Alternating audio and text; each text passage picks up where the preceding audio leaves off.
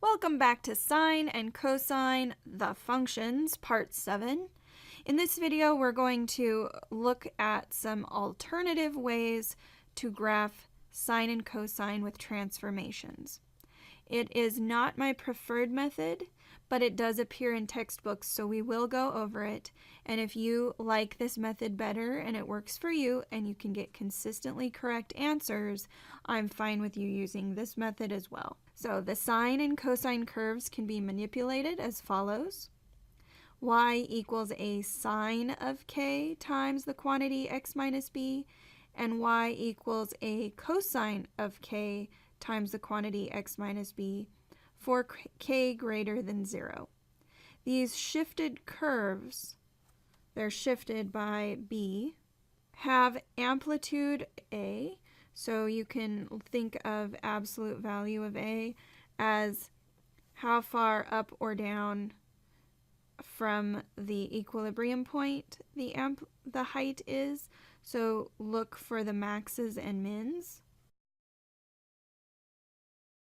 in these periodic functions, and then if you find the difference between the high point and the low point and divide it in half, that is your amplitude. The period 2 pi over k can be written as 2 pi over k, assuming that you factor the k out. In previous videos, I don't factor it out. I just let it be part of the guts of the function, the sine and cosine function. But this is another way to calculate the period for those functions. And then the phase shift is how far to the left or right you are going. So B is your phase shift. If we let the horizontal shift be B, then the interval on which a completed or complete periodic function occurs is the interval from b to b plus 2 pi divided by k, which makes sense because we know that the period was given to be 2 pi over k, and so this 2 pi over k is how far you've shifted horizontally. If you graph one period of the following function and list the amplitude, period, and phase shift, we should be able to take this information here and unpack it, just like we've done with previous ones. The amplitude is the outer number, so the absolute value of a is equal to 3. The function is sine of some angle, and so we know that it will have this standard shape here. Positive in the first two quadrants, negative in the second two, or if you break this into intervals, the first half of the interval, the function will be positive, the second half of the interval will be negative. And we know it's been shifted up 1 unit. So we can sketch the graph. We know our equilibrium used to be at 0, but now it's been shifted up 1 unit. So we can think of this new dotted horizontal line at 1 to be the new equilibrium point. We know that the amplitude is 3, so we can count up 1, 2, 3 from equilibrium, and down 1, 2, 3 from the equilibrium point.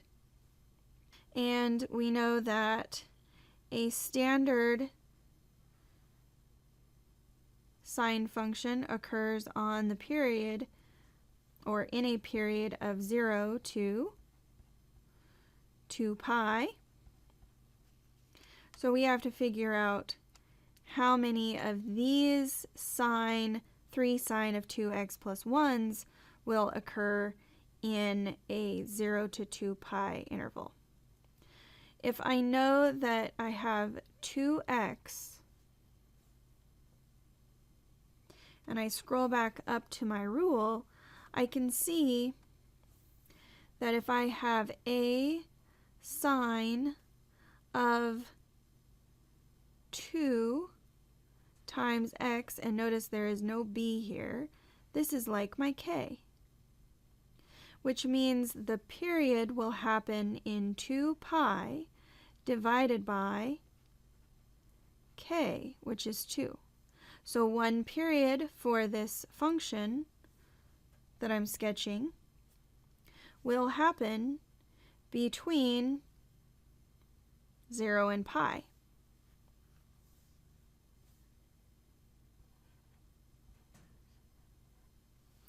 Where this is like saying that it's my k, the 2 is my k. That means that 1 period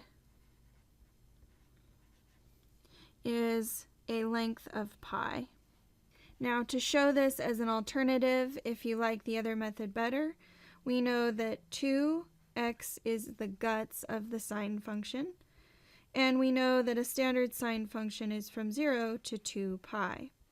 So if we divide everything by 2, we can see that x is on the interval from 0 to pi.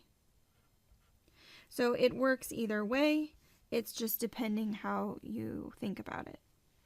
That means that I'm going to break this up. If I let this over here be 2 pi, then somewhere in the middle will just be pi, and my sine function has a period of pi, which means the equilibrium point will be pi over 2, and the maxes and mins will be at pi over 4 and 3 pi over 4 respectively. I'm going to trace that up to where the equilibrium horizontal dotted line exists and just put little dots there. And so this will be a maximum at 4, an equilibrium at 1, a minimum at -2, and an equilibrium dot at pi horizontally and 1 vertically. So now I can just kind of sketch this curve based on the dots that I just included in the sketch. And then it would just continue on with the next one because these are periodic functions. In this next function, we have y equals 1/2 cosine of pi over 3x minus pi over 3. I'm going to factor out the pi over 3 because it is the common factor. Once pi over 3 has been factored out, I'm left with x minus 1 on the inside. 1/2 is my amplitude,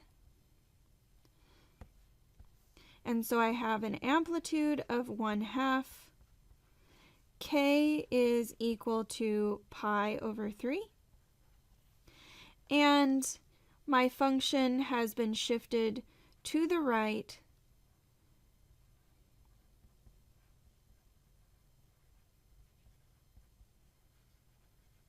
1 unit. This helps me quite a bit because I can figure out where my interval for the period should start and stop based on the fact that b, the -1, is shifting it to the right. And now I just need to find out how long the interval is on which this function exists. If I take 2 pi and I divide it by pi over 3, that gives me 2 pi over 1 multiplied to 3 over pi. And I can divide out my pi's, and that gives me 6. So my period for this function, this cosine function, has a length of 6. But I'm not counting from 0. I'm counting from 1 because remember my function has been shifted to the right 1. So now I have 6 more units to go, so I should end at 7. So 1, 2, 3, 4, 5, 6, 7 units.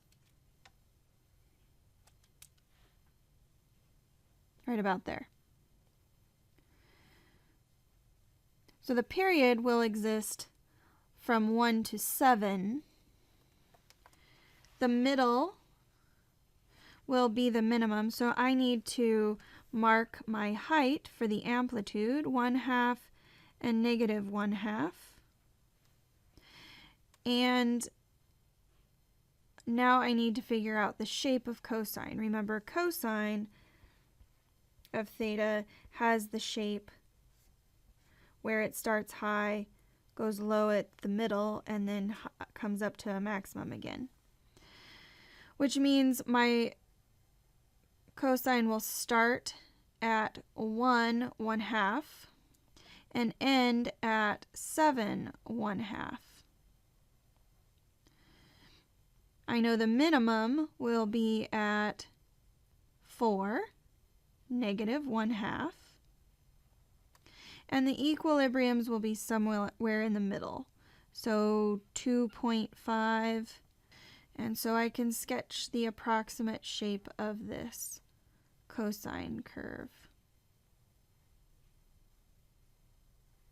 It would look something like that.